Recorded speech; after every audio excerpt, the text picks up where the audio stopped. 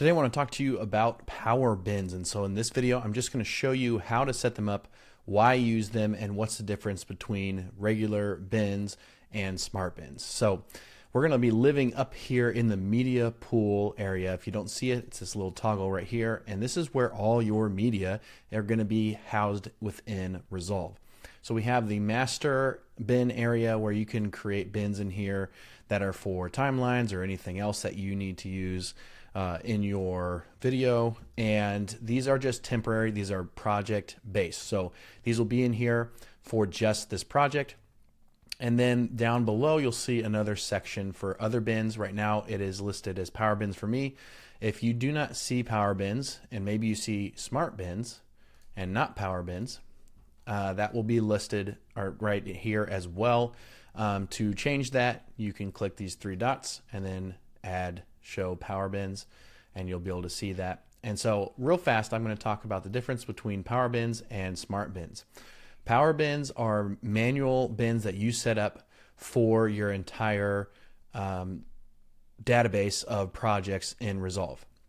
Smart bins are based off of media files that you import into Resolve, and they use metadata to create smart bins. So if you have a bunch of shots from a certain camera, then it can make a specific bin for everything from that camera if it has metadata attached to those files, or anything that has metadata that's from a certain date or something like that. Smart bins will automatically file those into appropriate bins using the metadata. Okay, so that is what smart bins are. Power bins are bins that you create, you import media files into, and they will be accessible in every project that you have on the Resolve database.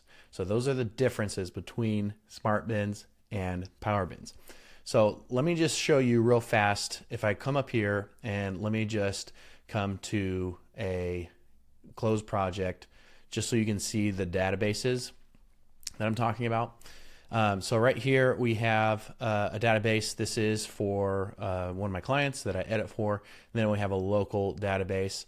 And so depending on what database you're on, the power bins are going to be different based on that. So on my local database, it's going to have these. On my client's database, it's going to have totally different power bins there if I want them. So I'll go ahead and double click and just open this back up.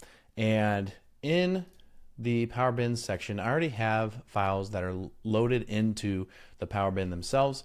And this is typically where I'm keeping files that are for motion graphics, titles, overlays, anything that's kind of like I'm going to possibly use from video to video. If it's A-roll or audio or music or some of the stuff that you're going to use that are specific to each video, I don't put them in power bins. I will build out a bin folder structure for that project individually. But here I have backgrounds, so I can have gradients, some paper backgrounds, highlight elements like arrows, overlays. So we have digital overlays, film, like film grain and noise and things like that, some other gradients.